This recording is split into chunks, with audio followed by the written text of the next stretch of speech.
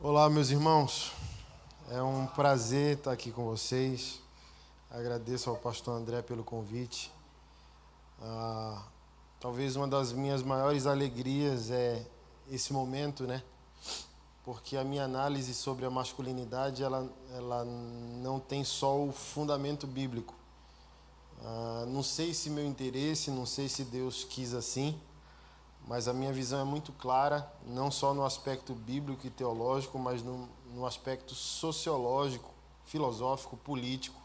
Eu creio, né, eu não sou daqueles cristãos desconfiados com teoria da conspiração, Illuminati, essas coisas assim, entendeu? Mas há um planejamento muito bem montado, sistemático, para gradativamente, progressivamente, a se desconstruir a figura do homem. E eu vou mostrar um pouco para você, talvez eu vou mexer em áreas vulneráveis da sua vida, vou te irritar em alguns momentos, mas é tudo para te resgatar a uma sobriedade não só espiritual, social, principalmente para quem se importa com o futuro. Quem aqui é pai, quem aqui se importa com família. Então, o que vai ser compartilhado hoje é uma tentativa de resgate. Eu penso uma urgência, né? E eu peço a você, mais uma vez, que esteja disponível e abra o seu coração. Quem trouxe Bíblia, se você puder abrir em Gênesis capítulo 1, verso 26.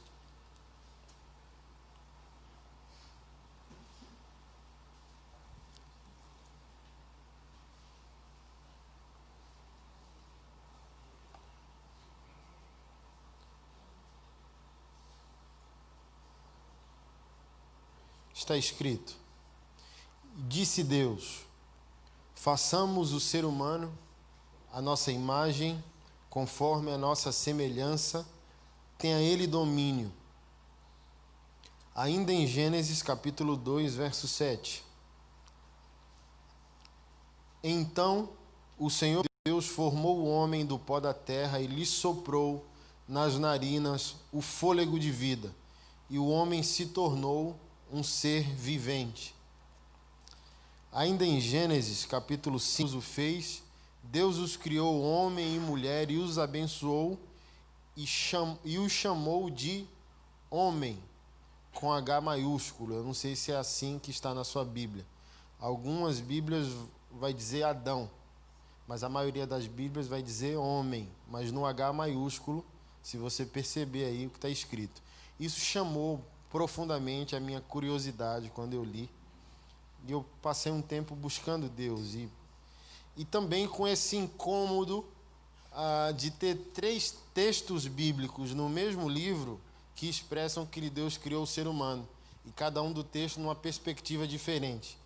Há uma honestidade bíblica para interpretar cada uma das passagens, mas na aplicação do que nós estamos tratando hoje, que é o resgate da nossa masculinidade, eu tenho uma maneira peculiar quando eu trato com homens ou quando eu trato com casais, para analisar isso aqui.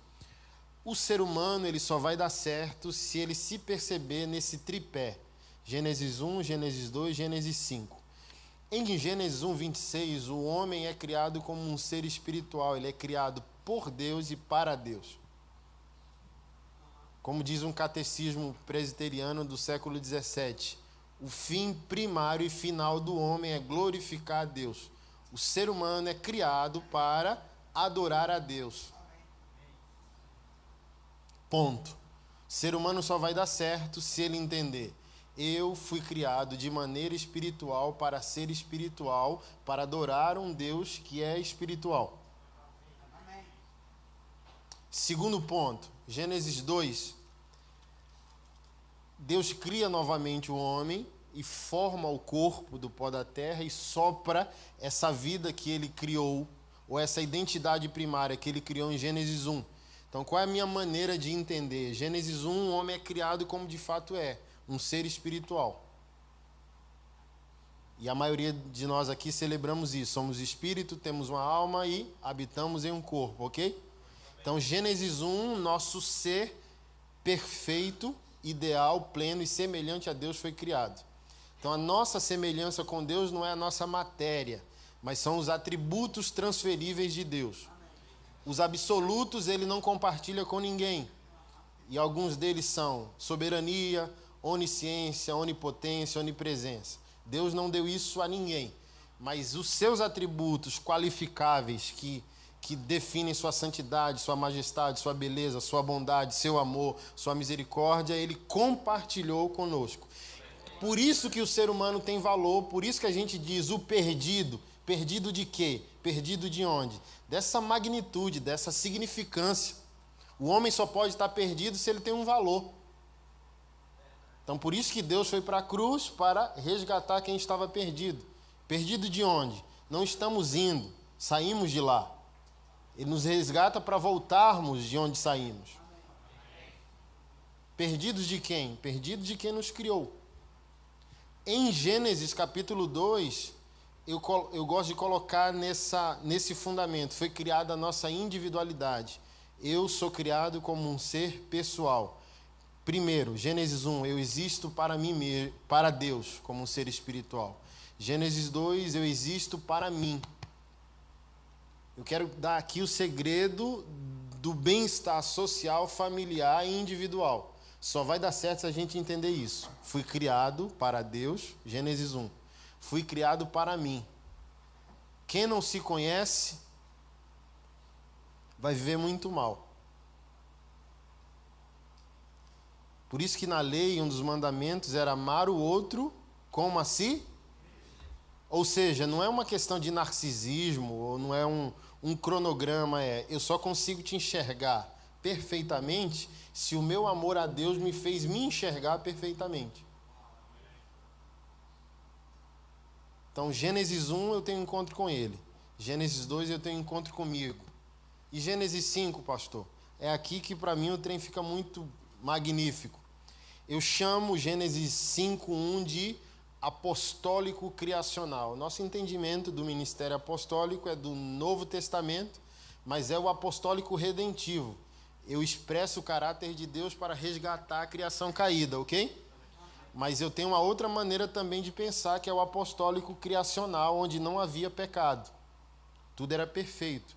Então, o estender a glória de Deus pela terra não tinha uma conotação redentiva, não era para salvar ninguém, só era para estender o caráter de Deus, onde as criaturas confundiam os homens criados com o Criador. Um amigo meu gosta de pensar assim, que os animais ficavam confusos ao olhar para o ser humano, para Adão, e tentar definir se era Deus ou não. Porque lá em Gênesis 8, está escrito que foi inaugurada a cadeia alimentar, ou seja, nem isso é bíblico. Talvez é um dos últimos aspectos da nossa redenção. Você está aqui? Que eu brinco com Deus, eu aceito que você redima tudo. A picanha é o último pecado que eu... Deixa lá para o último dia. Mas se você for em Gênesis 8, você vai conferir que não existia cadeia alimentar. Deus disse, assim como eu dei sementes e tudo aquilo que eu criei para mantimento, agora eu permito que você coma de tudo aquilo que vive e se rasteja, com exceção do sangue, que é o símbolo da vida da criatura. Então, é como se Deus estivesse dizendo, eu sei que você não vai ter freio, você vai destruir tudo que eu te comissionei proteger. Você não vai proteger mais, você vai aniquilar. Então, tente ainda glorificar a mim, não coma o sangue da criatura que você vai matar. Porque o profeta messiânico Isaías diz que quando a terra se enche da glória do conhecimento do Senhor, como as águas cobrem o mar, ninguém absolutamente faz nenhum dano ao seu semelhante. Está escrito no texto que o filhote de um cordeiro pastaria junto com o filhote de um leão. E leão não pasta. O leão caído, ok? Mas o leão redimido pasta. Ou seja, por que eu estou dizendo tudo isso? Porque não somos quem deveríamos. Por mais que o Senhor tenha profundamente redimido a minha e a sua vida, ainda estamos muito, muito distantes de ser quem deveríamos ser. O homem mais perfeito nesse exato momento, na terra, o homem mais santificado nesse exato momento, ainda não é quem foi criado para ser.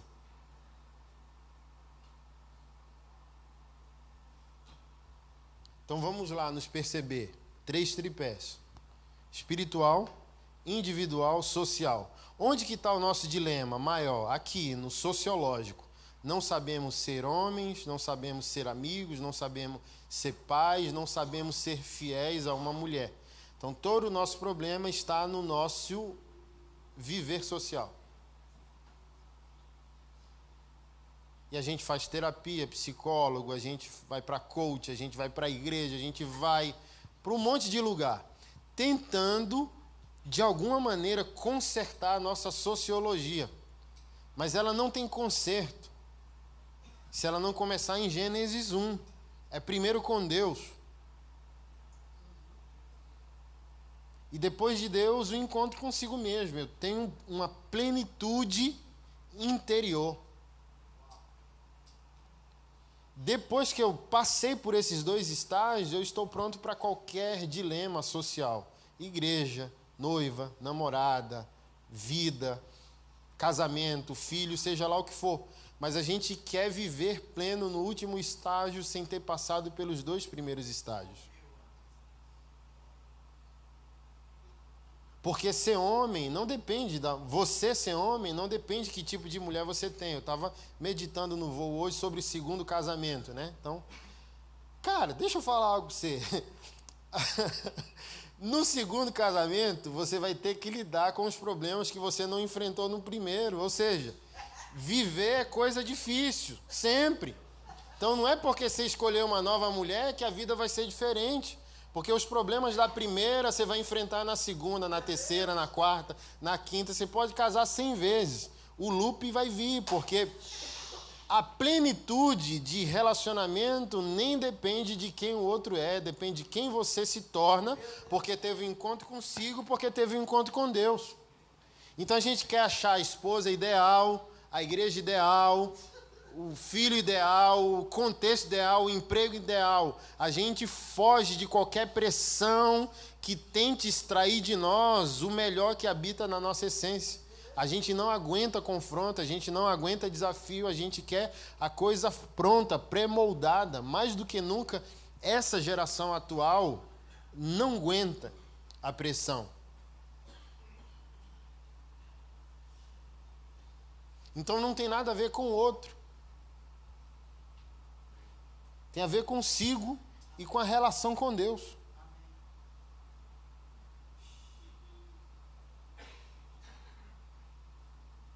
Porque se eu quero me definir como homem a partir de que tipo de mulher eu encontre na jornada, não vai dar certo. Eu acho que por isso que as mulheres também viraram o jogo, né? O feminismo está em alta e um dos motivos é esse.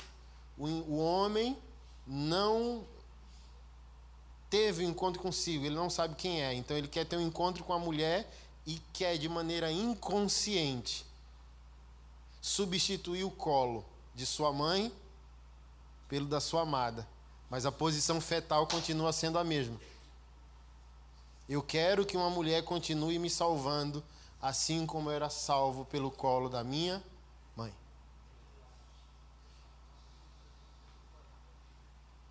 Então isso aqui é imprescindível para qualquer área da vida. Eu sou espiritual, eu sou individual, eu sou social. Mas se misturar as bolas vai dar ruim. Por isso que nós precisamos de espaço, né? O pastor Cláudio Duarte fala da caixa do vazio, mas não é a caixa do vazio, é o intervalo no qual nós nos reabastecemos. É a pressão da vida, uma mulher que sempre se sente carente, requisitando a nossa presença, e a gente vai estafando, é por isso que a gente espirra, é por isso que a gente foge, ou às vezes a gente dá um surto de violência, de comportamento, por isso que às vezes a gente sai do casamento, sai da igreja, porque as pessoas não respeitam a nossa individualidade, porque na nossa individualidade há o reabastecimento da nossa vida. Por isso, um dos códigos primários, isso é sociologia, ok? Um dos códigos primários da sobrevivência da masculinidade é a gangue.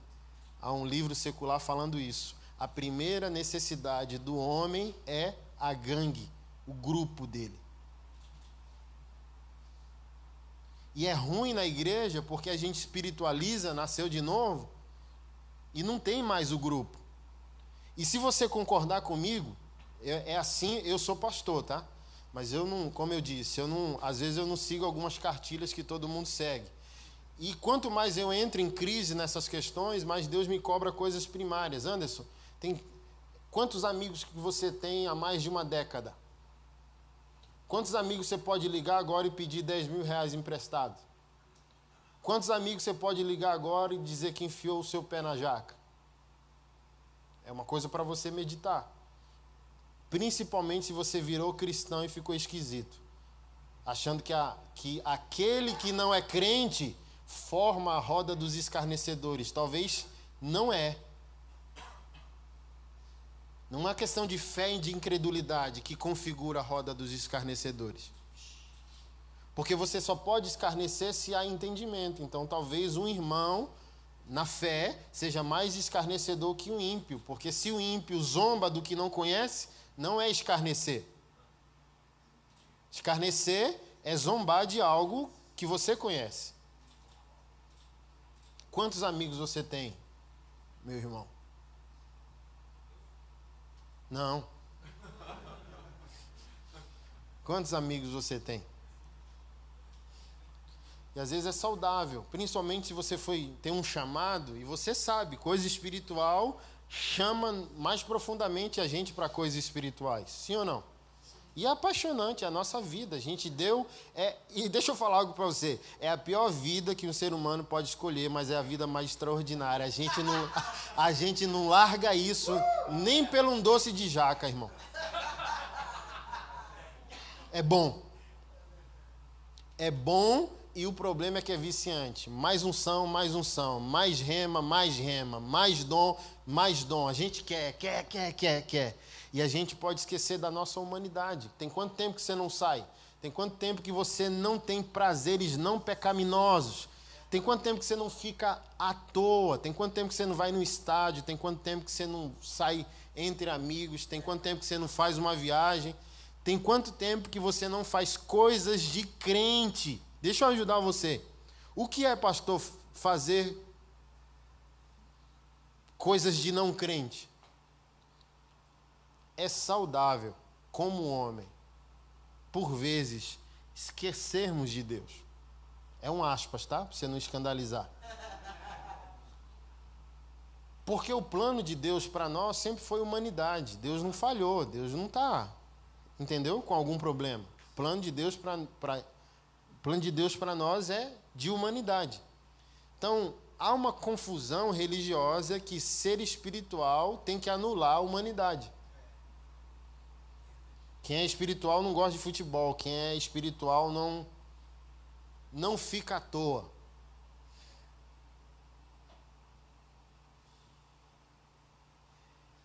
E nós falhamos também como igreja, porque nós crescemos muito em espiritualidade, mas uma espiritualidade desumana. É por isso que a igreja também se tornou um lugar que não é atraente para homens. Só se Jesus sozinho pescou aquele cara e feriu o coração dele, mas não é um ambiente agradável para homens.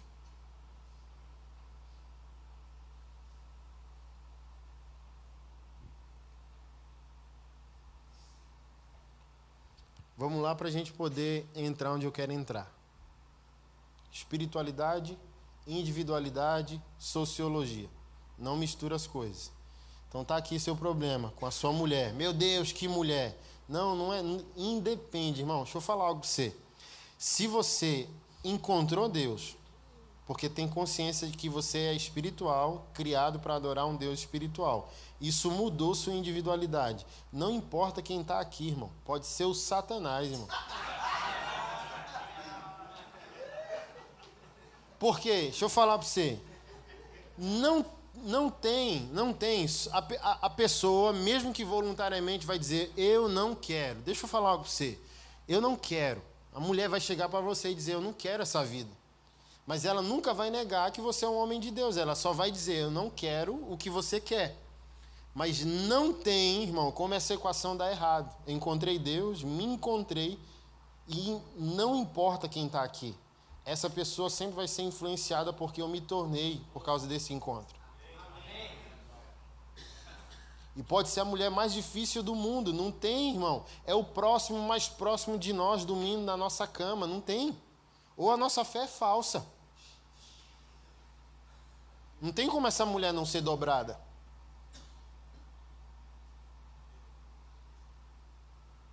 Então não queira resolver o último parâmetro, irmão, se Deus às vezes nem te conhece. Nunca te viu na presença dele. Nunca te viu buscando.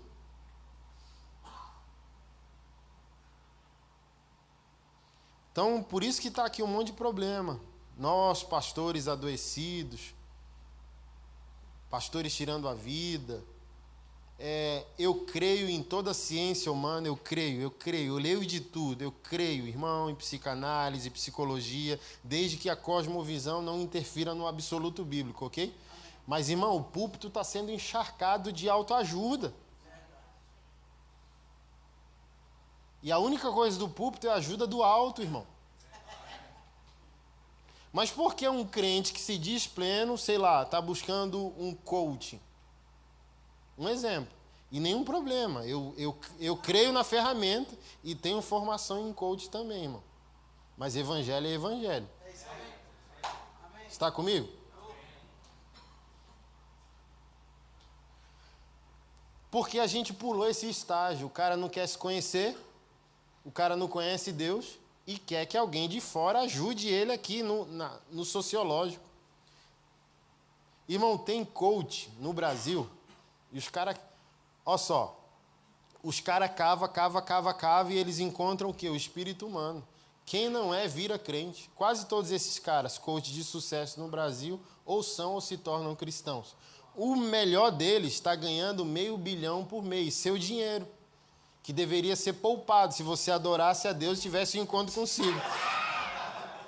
10 mil pau, 8 horas de conversa para que a gente chama de destravar sua mente. Aqui, ó. E funciona, e graças a Deus que tem ajudado um monte de gente. Mas se esse cara não quer glorificar a Deus, ele está levando um dinheiro que poderia ser usado de uma outra maneira. Então a gente está buscando a terapia para resolver algo que o Evangelho é explícito em resolver.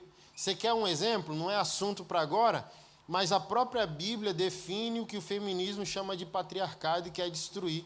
Não tem nada de patriarcado, não tem nada de machismo, ninguém aprende, irmão. Ninguém aqui teve uma aula de pai e avô dizendo, senta aqui, deixa eu ensinar você como destruir uma mulher, como aniquilar, como usar ela sexualmente. Está na Bíblia, irmão. E o teu desejo será para o teu marido e ele te dominará. É uma maldição. Que chamam de patriarcado lá fora é uma maldição bíblica. E graças a Deus que é uma maldição.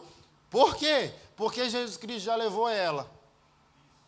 E você só vive do jeito que você está vivendo se você quiser.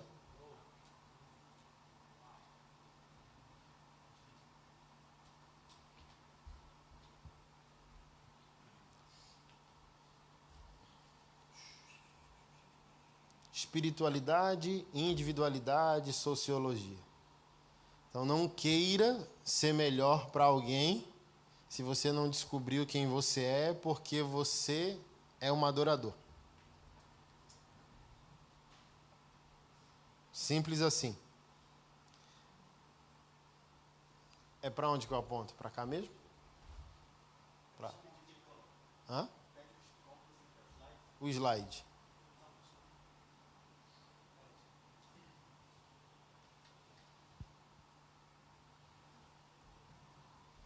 E uma água, por favor.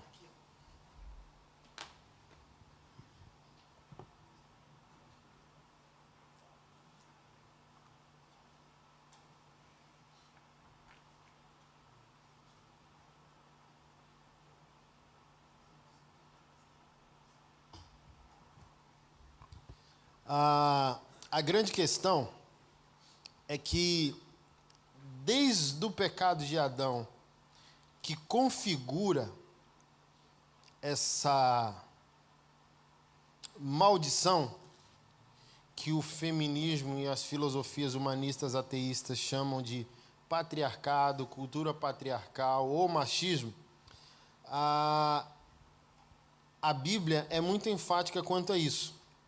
Moisés, ao ser inspirado pelo Espírito de Deus para escrever Gênesis, relata no capítulo 3, né, que é o texto da queda, dizendo: Adão, por você ter dado ouvido à voz da sua mulher e ter comido da árvore que te ordenei não comesse, maldita é a terra por tua causa. Ela te produzirá também espinhos e abrolhos. E quando o Senhor foi tratar com a mulher, Deus disse: eu aumentarei em muito os sofrimentos da sua gravidez, com dor você dará à luz a filhos, o seu desejo será para o teu marido e ele te dominará. Domínio, segundo a configuração do texto, é uma maldição. A Bíblia fala no Novo Testamento sobre liderança e Jesus inverteu a pirâmide. Todos nós lembramos disso. Jesus disse que a liderança é evangelho, domínio não. Então, a mulher, ao rejeitar o homem como liderança e cabeça, ela está pensando com a mente de Eva no momento da maldição do jardim, que é o domínio, é o desejo da aniquilação da individualidade da mulher.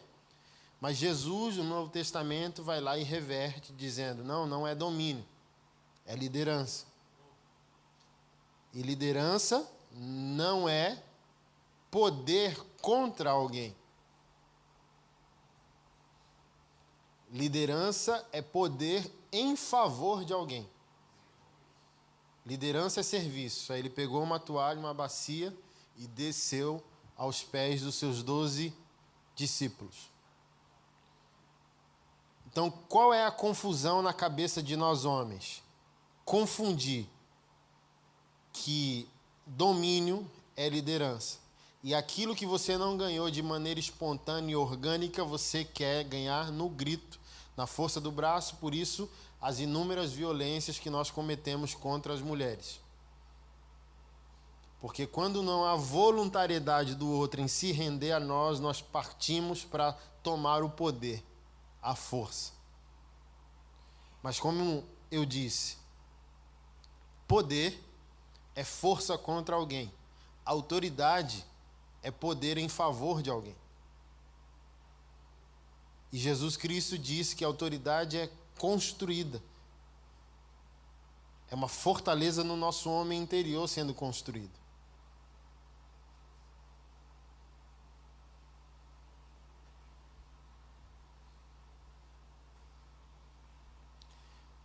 Tem um pastor que eu gosto muito, ele ainda é vivo, que ele afirma que o fim do feminismo de toda feminista é a chegada de um homem de Deus. Mas a grande questão é que os homens de Deus não existem. Estão entrando em extinção. E eu não estou brincando.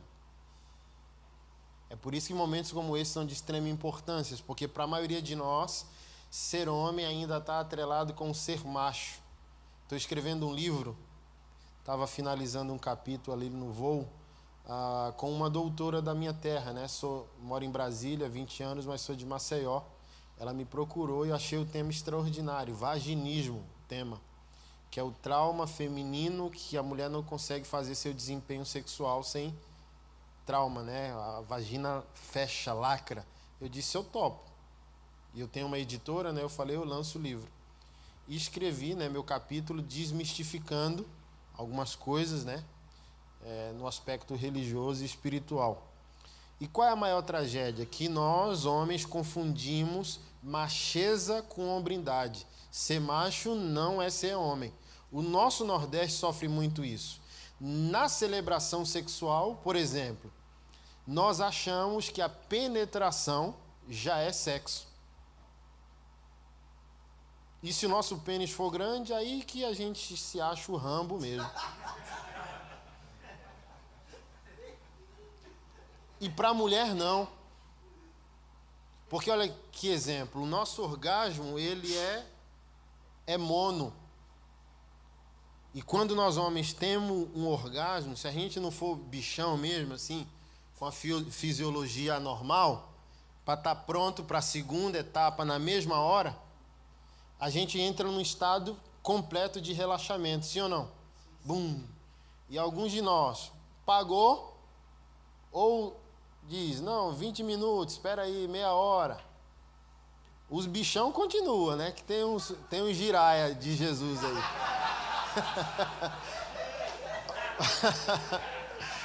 Mas quanto a gente vai ficando velho, se a gente não vai cuidando do corpo, aí já era. A gente se entrega na primeira. A mulher não. É comprovado cientificamente, é comprovado fisiologicamente que quando uma mulher tem um prazer, o corpo dela não entra em estado de relaxamento como o nosso. Há um relaxamento, mas fisiologicamente ela foi acelerada. O aspecto biológico dela está dizendo, eu estou pronta para mais. Me dê mais que eu respondo melhor.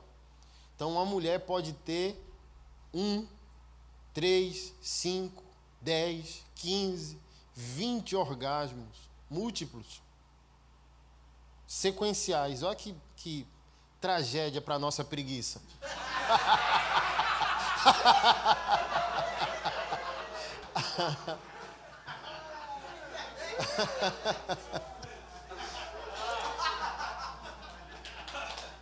E isso tem a ver com redenção. Pastor Anderson, o que isso tem a ver com masculinidade? Tudo. Porque se um homem entende redenção, e redenção é o evangelho de Jesus Cristo, trazendo o ser humano a um padrão de vida que existiria sem a interferência do pecado, é você viajar na sua mente construindo um quadro. Quem você seria, ou quem você poderia ser, se Adão jamais tivesse pecado? Como seria seu corpo, seu mundo, seu dinheiro, sua saúde, sua família, seu casamento? Ok? Então, redenção, é um resgate total, é um resgate pleno, não é um remendo. É um resgate totalizante, abrangendo todas as áreas da nossa vida. Então, faz parte da nossa redenção, é cristão e é generoso um homem de Deus dizendo, eu sou homem, eu fui criado e fui renascido em Jesus Cristo para toda boa obra. Você está aqui, irmão? Amém. E a sua esposa faz parte dessa toda boa obra. Lembra lá de Paulo a Timóteo? Para que o homem de Deus seja pleno, perfeitamente habilitado para toda boa obra. Então, ser homem é uma boa obra. Ser marido é uma boa obra. E o que isso tem a ver com sexo, pastor Anderson?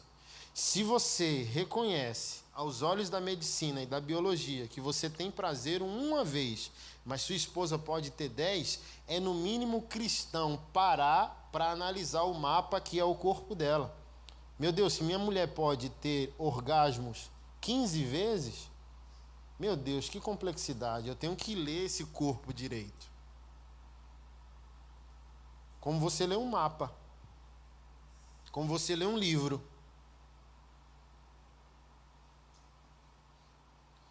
A minha análise, irmão, é batata. Eu sou pastor local e não tenho mais crise na minha igreja. Minha igreja é cheia de crise, cheia de neurose, cheia de gente doente. Aí eu me interessei por esse viés sexual da coisa.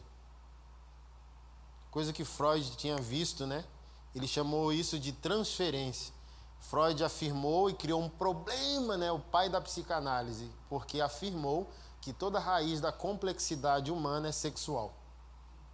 É que na primeira infância, até os 6 anos, toda escolha do adulto é uma maneira de fugir ou confrontar uma pessoa que foi um dilema para ele na primeira infância.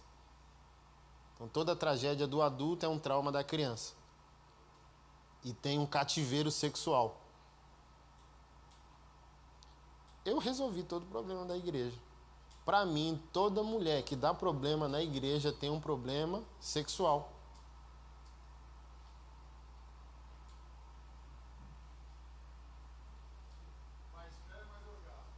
Ué. Porque é uma habilitação social. Ok? Olha, o sexo não foi o diabo que criou, foi Deus. Estou escrevendo isso no livro, a gente tem que vencer esse tabu. Ué. A celebração, o gozo, o orgasmo, o grito, o gemido, seja lá o que for, irmão. Se faz quieto, se não faz quieto, como que foi Deus. Porque aquilo é importante. Por que é importante? Porque é uma fome fisiológica. Assim como você precisa tomar café da manhã, almoçar e jantar, você precisa celebrar o sexo dentro do parâmetro claro do casamento. É uma fome. Por isso que Paulo disse aos Coríntios que a mulher não deveria restringir o corpo ao marido e nem o marido à mulher, porque não somos mais para si mesmos, somos propriedade do outro. E ele diz que o diabo está interessado na sexualidade do casal, dizendo, olha, só se abstenham por oração e jejum e rápido, para que o diabo não vos tente. E ele estava falando de sexo.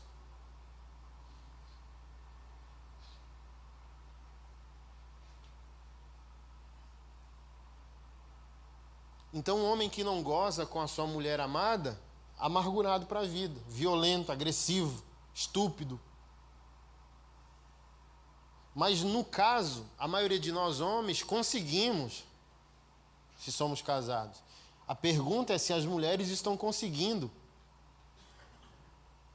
Porque não há um zelo de nós homens pelo prazer delas. É cristão o homem fazer sua mulher gozar primeiro antes de gozar. É generoso, é cristão, é espiritual. Se você tem ejaculação precoce, busque ajuda. Eu já vou me adiantar a sua ajuda. Masturbação cria caminhos neurais no qual sua fisiologia afirma para o seu corpo que você tem prazer em 2 minutos. Aí quando você vai para o corpo da sua esposa, a sua fisiologia já está programada para 2 minutos. Olha como Deus é sábio no que proíbe, no que restringe.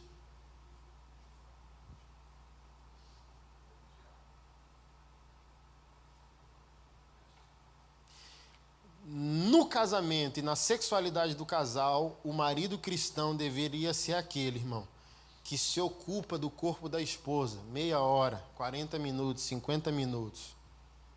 Levou ela ao prazer. E diz, meu bem, espera aí que eu vou ali na cozinha pegar uma água. Vai na água lá, todo rambo.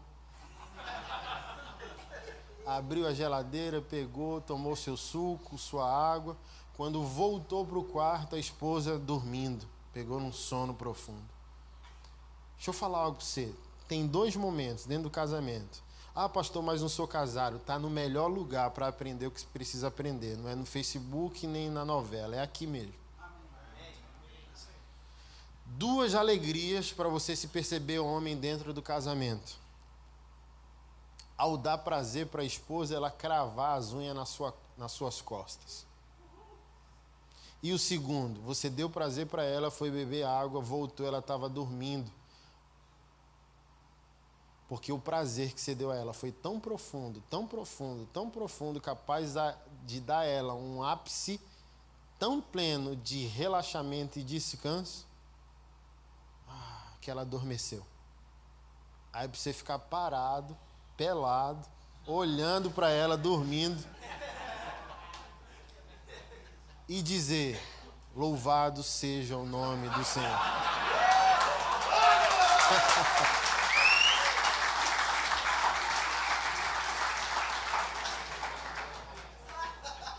Aí eu pergunto para você, isso foi sábado. Quem essa mulher será no domingo na igreja local? Ela vai estar enchendo a paciência do pastor porque trouxe um pregador tatuado? ela vai estar torrando a paciência do pastor porque pintou o fundo da igreja de preto? Ela vai estar reclamando da roupa do outro? Não vai, irmão. Porque quem está feliz faz feliz, quem está bem quer bem.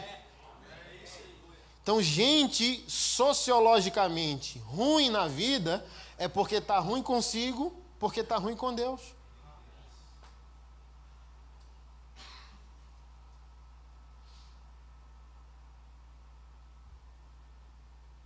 E você tem uma responsabilidade monstra.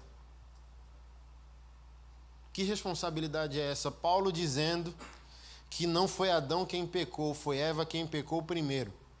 Ok? Se foi Eva quem pecou, por que não foi Eva a responsabilizada? Porque Gênesis 3:9, quando Deus chega no jardim, chama por quem? E para piorar a minha e a sua situação, Paulo também diz em uma de suas cartas do Novo Testamento que Deus não criou a mulher. Deus criou o homem. E do homem gerou a mulher. Quando ele fala sobre o véu,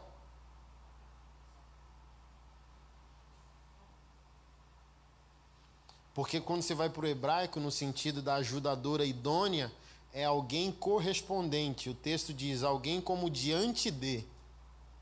Levanta aí. Aqui, ó. Adão, eu sou Adão, fui criado. Eva foi criada para ser um ser correspondente. Ela vai dar uma reação adequada a qualquer coisa que falte em Adão. Ou seja, Adão não depende de quem ela é. Ela só vai ver os pontos vulneráveis da existência de Adão e complementá-lo. Mas Deus criou só Adão. Olha que problema. Se uma mulher ouvir isso, uma feminista, ela surta.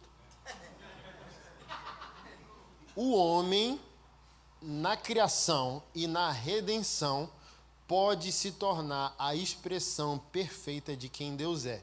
Uma mulher não pode expressar Deus na totalidade. Porque Deus não se revelou como homem e não revelou o filho como filha. E ele não tem problema de gênero, ok? Mas Deus é pai e Jesus é homem. Então, ao criar o homem à sua imagem, Deus está dizendo que o gênero masculino pode, se quiser, expressar Deus na plenitude de quem Ele é. Uma mulher não pode. Por isso que Paulo diz, a glória da mulher é o homem. Assim como a glória de Cristo é o Pai. É por isso que o mundo não está funcionando. As mulheres estão cheias de boa vontade, mas por que não dá certo? Por que o feminismo não resolveu nada? Só acabou de amplificar. Meu único respeito ao feminismo é o político. O filosófico eu bato de frente profundamente. O político, a produção de leis, né, a defesa da dignidade da mulher é um band-aid enquanto a cura chega. Então, eu não respeito o feminismo no aspecto filosófico, que é a cosmovisão, são os valores, vai colidir com a nossa fé. Mas o político não, há uma violência contra a mulher e a gente precisa se posicionar como sociedade, igreja, leis, polícia, né? Produzir leis que protejam a dignidade da mulher. Mas o feminismo, pela sua perspectiva filosófica, prejudicou porque ela não inclui a redenção do homem na equação. Ela quer resolver o problema da mulher, mas não tem problema resolvido para a mulher se o homem não for resolvido. Então, por isso que o feminismo não conseguiu muita coisa. Porque não depende da mulher. Depende do homem. O feminismo conseguiu, na minha opinião, criar uma tragédia tão equivalente quanto o machismo, que é o que eles mesmos chamam de esquerdomacho, que é o homem desconstruído. Então, hoje nós temos duas problemáticas, o homem machista típico, clássico, e o homem desconstruído. Um cria o problema, o machista clássico cria o problema, e o esquerdomacho não resolve nenhum. Porque não tem virilidade, é proibido ser viril hoje. Você vai na Europa, preguei uns 10 países lá no passado, o politicamente correto castra a virilidade. É proibido ser viril, é proibido ser fronteira. E na minha análise, onde há um homem, há uma fronteira.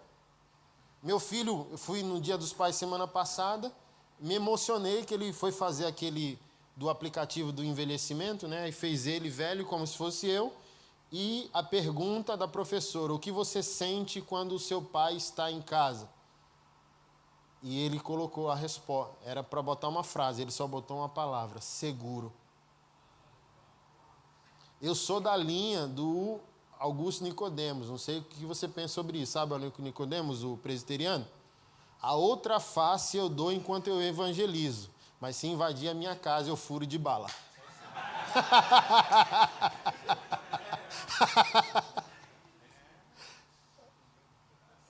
Porque onde há um homem, há uma fronteira. O diabo sabe isso. Onde há um homem, há uma fronteira. Plantação de igreja, pregação do evangelho, famílias restauradas, mulheres plenas, crianças protegidas, sendo guiadas no caminho do Senhor. Então o diabo é o primeiro a odiar a masculinidade, porque se a masculinidade é a semelhança de Deus, eu quero anular isso. E as filosofias humanistas, sempre talvez com a fundamentação filosófica extremada de esquerda, né? Eu estava fazendo um apanhado bibliográfico dos livros que eu estou escrevendo, e eu fui ler um de Engels, né? Já tinha lido, eu fui revisitar, né, que é a origem da família, do Estado e do capital.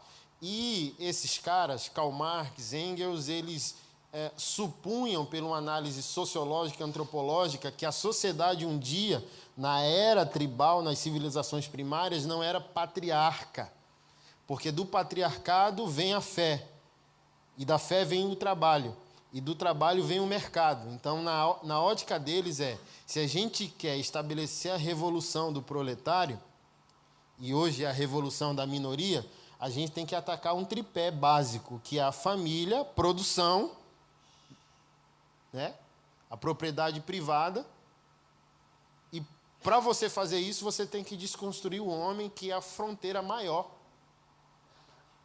E nessa era matriarcal, toda a criança nascida mulher era morta, só se preservava os homens. Então, numa tribo, a mulher era a chefe, e naquela tribo haveria 100 homens. Então, aquela chefe da tribo, que era mulher, transava com a maioria daqueles homens. Quando a criança nascia, não se sabia quem era o pai. Nessa época, eles supunham que não tinha a estrutura familiar como nós temos hoje. Consequentemente, não tinha fé, não tinha a produção do capital privado, e as pessoas viviam num eterno paraíso orgânico, onde abacaxi era trocado por melancia, e as pessoas viviam felizes para sempre. Então, na cabeça deles para a gente estabelecer a revolução, a gente tem que acabar com a propriedade privada e a família. E para fazer isso, a gente tem que aniquilar o homem, e isso se tornou uma agenda. Eu não sei se o progressismo criou o diabo ou o diabo criou o progressismo. Eu sei que os dois andam juntos nessa desconstrução. Aí virou espiritual, virou filosófico, virou sociológico, virou político. Então você vai em lojas de conveniência como Renner, como C&A, como Riachuelo, e progressivamente não haverá mais departamento masculino e feminino. A roupa que serve em um serve em outro. Maquiagens para homens já começaram a ser produzidos. Um ataque em massa para desconstruir absolutamente a fronteira.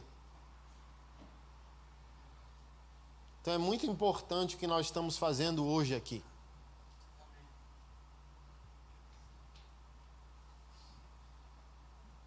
Vão vir informações que vão desafiar você, irritar você. Não peço que você concorde com tudo, mas espero no mínimo que você esteja disponível a refletir, orar, ler, buscar e ver. É só olhar para a sociedade e ver que caminho sem volta a sociedade está trilhando. sem Deus, tá bom?